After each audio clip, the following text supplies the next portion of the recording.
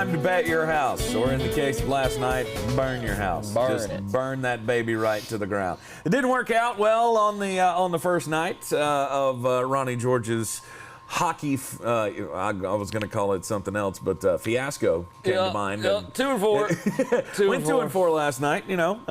So tonight, hopefully, have a little better streak for you on your gambling picks for the night. So in the NHL, we got 3 from the NHL, 3 from the NBA tonight. The Boston Bruins are on the road at the Pittsburgh Penguins. Ron. Yeah, we had a game last night where the Penguins just stomped on the Boston Bruins. Games like this where they go back-to-back tend to not go the same way twice. Boston is given 1.5 points. I'm going to go ahead and take those points. Should be a good game, though.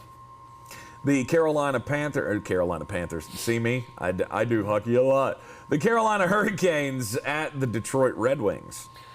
Yeah, this should have been what happened last night, but the Hurricanes are just a dominant force. They're 29-32 points, and the Red Wings are just god-awful. Carolina Hurricane very offensively strong. Detroit Red Wings terrible defense. It's a bad matchup.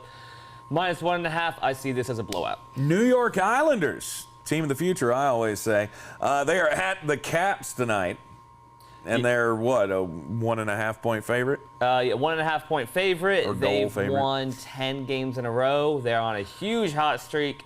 Capitals are just a bad matchup, defensively, offensively. I see Islanders blowing them out 3-1. See, this is why hockey confuses me, because everything else is a 1.5 point favorite, but this is a 1.5 goal favorite. Yep. Because points and goals aren't the same in hockey. Nope. It doesn't make sense. So points are just how much it's pretty much like the record. You get so many points for how many wins, how many overtime wins, yada, yada, yada. Right. But yeah, goals, not points. Yeah. The Utah Jazz on the road at the Boston Celtics tonight. Jazz are a 4-point favorite. It's not enough. It's not enough. I think the Jazz are just dominant after losing to Golden State a couple of days ago. They're just hungry. Utah Jazz -4, they'll win handily. 0-3 against the spread are the Utah Jazz in their last games on the road. So just a little food for thought for you there. New York Knicks +7 against the Philadelphia 76ers on the road. No Joel Embiid. That's why I'm picking the Knicks. I think this line's too low, or they're giving too many points for Joel Embiid being out. Knicks are really good at covering the spread. They did it last night against the Nets. I'm going to keep rolling this Knicks train till it bites me in the butt. Right on. Yeah, it's not whether you win or lose, it's whether or not you cover the spread.